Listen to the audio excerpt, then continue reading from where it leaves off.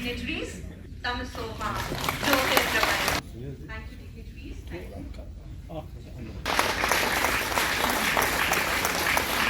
एक बड़े पत्रकार एक दिन मुझे इंटरव्यू कर रहे थे, तो उन्होंने मुझसे पूछा कि चुनाव कब होंगे। मैंने कहा भाई इसके लिए भारत में एक संवैधानिक व्यवस्था है, चुनाव आयोग तय करेगा कि चुनाव कब होंगे।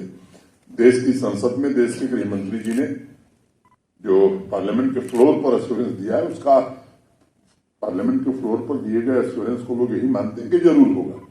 लेकिन उनको मैंने एक बात कही कि आप बड़े मीडिया हाउस हैं, आप जरा एक इंडिपेंडेंट गुप्त तरीके से लोगों की राय ले लीजिए जम्मू कश्मीर में। कहे क्यों? हमने कहा कि मैं कहूंगा तो आपको बुरा लगेगा, 80% लोग यही वोट करने वाले हैं कि यही व्यवस्था चलती रहे, किसी दूसरी व्यवस्था की जरूरत नहीं है। मैं आपको जनता की राय बता रहा हूं और आप मुझसे ज्यादा रहते हैं, आप पूछ करके देख सकते हैं। और कुछ लोग हैं जिनको दर्द है और वो दर्द वाले लोगों के लिए तो दिक्कत है, तो वो कुछ भी कहेंगे, बेसिर पैर की बात कहते हैं, आदत है उनकी, और कहने में शर्म भी नहीं आती और बड़ी बेशर्मी से कहते हैं, जैसे लगता है कि ईमानदारी का तगमा उन्हीं के जिम्मे था। सरकारी खजानों पर जिन लोगों ने डाका डाला, गरीबों का हक मार करके चंद रसूखदारों का खजाना जिन लोगों ने खाया, जम्मू कश्मीर बैंक को कहां पहुंचा दिया इन लोगों ने, मैं समझता हूं कि उनको ज्यादा तकलीफ है और कुछ न कुछ दुष्प्रचार चलता रहता है। जब ये सिस्टम लागू हुआ तो अब तो काम हो ही नहीं सकता है। काम भी होने लगा, अच्छे से होने लगा। शुरुआत में नई व्यवस्था थी, लोगों को दिक्कत थी, अब लोग सीख गए।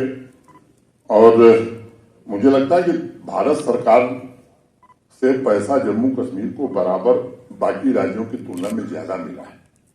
ये कोई नया नहीं हुआ है, पहले भी यही मिलता था, लेकिन अब तो विचार करना हुआ कि अब मिलता था तो जाता कहां था।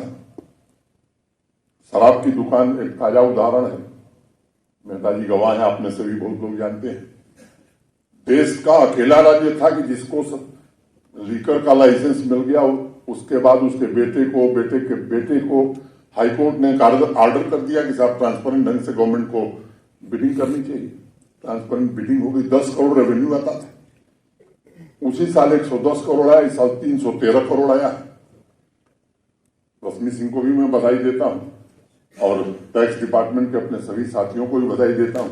लेकिन आपका नेट बहुत व्यापक हुआ है, लेकिन अभी भी कुछ लोग हैं जो आपके नेट में नहीं। मुझे लगता है कि अगर टैक्स नहीं लोग देंगे तो कैसे विकास के काम हो सकते हैं। सर्विसेज तो तभी दी जा सकती हैं जब सर्विसेज का पेमेंट करेंगे। अब इस मानसिकता से लोग अगर बाहर नहीं आएंगे तो मुझे लगता है कि 20,000 करोड़ से ज्यादा का कर्जा हम लोग ले चुके बिजली लेने में, और मीटर लगेगा तो लोग कहेंगे साहब मीटर की जरूरत नहीं है। और वो लोग कहेंगे जो समर्थ है, गरीब आदमी कहे मुझे कोई दिक्कत नहीं, और अगर सामर्थ्यवान लोग पैसा भरेंगे तो 100-150 करोड़ रुपया जहां इतना घाटा है, 200 करोड़ रुपया किसान और गरीब आदमी को दूसरे दिन हम लोग माफ कर देंगे। लेकिन जो देने में समर्थ है वो ही बहाना करते हैं, वही समाज में गलत धारणा फैलाते हैं। अब ये केवल हमारा अकेला काम नहीं है, या चीफ सेक्रेटरी या फाइनेंस सेक्रेटरी का काम नहीं है। आप जहां बैठते हैं, मेरा दूसरा निवेदन आपसे है कि इन बातों के लिए आपको भी मुखरित ढंग से बोलना चाहिए। शासन सबकी संयुक्त जिम्मेदारी और इस काम के आप भी बराबर भागीदार। टेक वन अब आपके व्हाट्सएप पर। व्हाट्सएप करिए हाय 9728253663 पर।